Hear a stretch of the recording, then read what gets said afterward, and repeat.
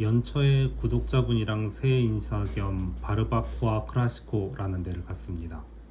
여긴 제가 3,500엔일 때부터 즐겨서 갔던 곳인데 계속 가격을 올리더니 이젠 8,000엔이 되어버렸네요. 세금 포함 8,800엔. 브라질식 꼬치구이를 무제한으로 주는 요리집입니다. 요리사가 꼬치에 꿰인 고기를 들고 다니면 내가 좋아하는 고기를 들고 다닌 사람을 불러주면 그 자리에서 조금씩 잘라주는 식입니다. 여기 여러 고기에 여러 부위가 꼬치로 나오는데 특수 부위도 조금 있어서 제가 못 먹는 것도 있긴 합니다. 그래도 좋아하는 것만 배불리 먹을 수 있고요. 고기의 품질도 좋고 구운 정도도 꼬치마다 달라서 자기 취향대로 먹기 좋네요. 그리고 샐러드 바나 디저트도 아주 맛있어서 언제나 추천하는 곳이죠. 보통 도쿄역 지점에서 먹는데요.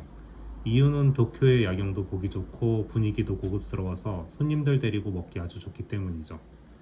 가격대는 조금 하지만 아직도 가성비가 나쁘지 않은 느낌이라 3,500엔이었을 때는 정말 거저였다는 생각이 들 정도입니다. 일본 여행에서 브라질풍 이색 레스토랑을 찾는다면 신마르노치 빌딩 5층의 바르바코아를 한번 들러주세요. 예약 안 하면 거의 못 갈 정도로 가격이 올라도 이놈의 인기는 떨어질 줄 모르네요. SI 파견은 정말 안 좋은가요? SI 경험이 풍부한 사람들이 이런 말을 하는지요. 일본에 관심 있는 사람들에게 가이드를 해주면 꼭 듣는 이야기가 있습니다. 얼마 전에도 제가 가이드를 해줬지만 역시나 많은 한국 콘텐츠들을 보면 부정적인 이야기만 있어서 제가 설득시키기 귀찮을 정도까지 많더라고요. 나한테 플러스도 없는데 굳이 불안해하는 사람들을 붙들고 이런 이야기를 하나 싶긴 하지만 요즘 파견이 안 좋다고 말하는 유튜버들이 너무 많아서 돌맞을 각오를 하고 이야기를 합니다. 한국 사람들은 대세가 이런 거라고 말하고 그 외를 말하는 사람들을 공격하는 이상한 습성이 있잖아요. 전 왜 꼭 그거야만 해 라는 생각에 항상 반대로 해왔던 것 같긴 하네요. 하지만 그 반대로 살았던 제 경험으로 이야기를 합니다. SI 파견을 하지 않았다면 전 후회를 했을 것 같네요. 물론 파견이 안 좋다고 하는 사람들의 대부분은 첫 번째, 노력하지 않고 편하게 돈 벌려는 사람들의 경우가 많습니다. 업무량 대비 돈을 많이 주는 곳은 정사원이거든요. 절대 수입이 많은 게 아닌 건 그들도 알죠. 그러니까 관두고 유튜버 하는 거 아닌가요? 지금 관두지 않으면 10년, 20년 지나서 정리해고 대상 1순위겠죠. 두 번째, 파견을 안 해본 사람들이 파견 가지 말라 합니다. 오라클 좋아하는 사람들은 오라클이 최고라고 하고 마이에스큐엘만 써본 사람들은 마이에스큐엘이 최고라고 하잖아요. 둘 다 제대로 경험한 사람들의 말을 안 믿고 한쪽 경험만 한 사람의 말을 믿으시려고 하는 건가요? 세 번째, 블랙 파견 업체에서 일해본 사람들은 파견 가지 말라 합니다. 이건 저도 경험해서 아는데요. 파견지에서 부당한 대우를 받고 있어도 파견업체가 케어를 안 해주는 곳이 있습니다. 이런 곳은 저도 가지 말라고 합니다. 파견업체가 받는 수수료는 내가 힘들지 않게 매니징 해주는 데 있죠. 매니징도 안 하고 돈 처먹는 파견회사는 가면 안 되죠. 제 27번의 전직의 반은 SI나 파견업체였습니다. 정사원인 경험도 중견기업 이상에서 영세기업까지 다양했고요. 제가 들어갔던 프로젝트에서 정사원 권유를 받은 대기업도 몇몇 있었지만 거절을 했습니다. 제가 정사원을 다니다 관둔 이유는 딱 정해져 있습니다. 사내 정치에 이용당해서 스트레스에 관두거나 할 일이 너무 없어서 주변에선 골프 치고 히덕거리지만 제가 멈춰있다는 사실이 저를 힘들게 해서 사표를 던지죠. 정사원의 장점은 많은 곳에서 이야기를 하니까 잘 아시리라 봅니다.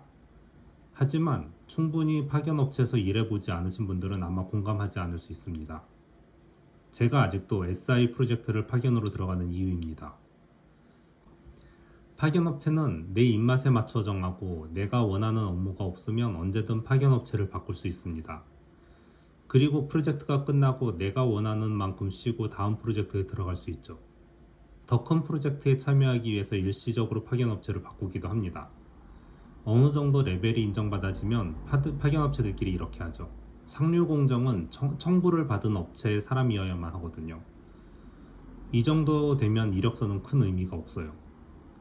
내 목표에 맞는 스킬트리와 경험을 스스로 만들어갈 수 있습니다. 대기업에 입사하신 분들의 98%는 자기가 원하지 않는 일을 한다고 합니다. 지금 대기업에서 일하시는 분들은 대기업이란 자부심은 있겠지만 자기가 성장하고 싶은 스킬트리에 맞춰서 대기업에서 일을 시켜주고 있나요? 어느 정도 능력만 갖추면 6개월 일하고 6개월 쉬어도 정사원 연봉이 나옵니다. 노력하면 2배 이상 연봉이 나온다는 얘기죠. 정사원의 퇴직금은 20년 근속해봐야 연봉 정도 나옵니다. 기업마다 다르긴 하지만 게다가 퇴직 시 딱 한 번만 주잖아요. 1, 2년 다니면 퇴직금이 거의 없죠. 즉 파견으로 열심히 달리면 매년 20년 근속하고 관둔 퇴직금을 받을 수 있다는 얘기입니다. 파견 가지 말라는 데에서는 이런 이야기 하지 않죠. 정사원의 장점만 들고 파견은 그 반대니까 무조건 안 좋다고 하죠. 물론 한국인이 한국에서 일한다면 정사원이 좋긴 합니다. 하지만 한국인이 굳이 일본에 왔다고 한다면 편하려고 오는 건가요? 그럼 한국에 남으셔야지 왜 일본에 그렇게 오시려고 하는 거죠? 굳이 고생을 하러 오신 분들께 말씀을 드립니다. 파견으로 경험을 압축하고 빨리 독립을 하세요. 일하고 싶을 때만 일하고 놀고 싶을 때만 놀면서 지내세요. 그러면 한국에 못 돌아갈 겁니다. 크던 작던 제 주변에서 파견을 하다 독립한 사장님들은 일본에서 벌어서 한국에서 쓸 거라고 합니다. 이분들이 계속 정사원이었다면 이런 생각이 들까요? 마지막으로 처음부터 대기업의 정사원에 들어가는 건 몇 명뿐입니다. 대부분의 조건은 일본어를 충분히 잘하지 못하고 일본 경험이 없는 상황에서 진출을 하게 됩니다. 그럼 당연히 대기업에서 받아줄까요? 그런 분들이 대기업을 정말 희망하신다면 SI 기업에서 충분히 일본어도 늘리시고 대기업 프로젝트 경험을 5년만 쌓아보세요. 그러면 웬만한 대기업의 중도 채용에 거의 붙습니다. 어떤 방송에서 그 한번 대기업에서 나와버리면 2번 다시 대기업에 못 들어간다는 얘기는 노력하지 않았다는 얘기일 뿐입니다. 그럼에도 정 가진 않죠. 안전빵이 좋은 사람들은 이런 길도 있다는 얘기입니다. 그런데 SI 안 좋아요 하면서 일본에서 직업을 찾으시는 분들 제대로 들어갈 자리가 있던가요?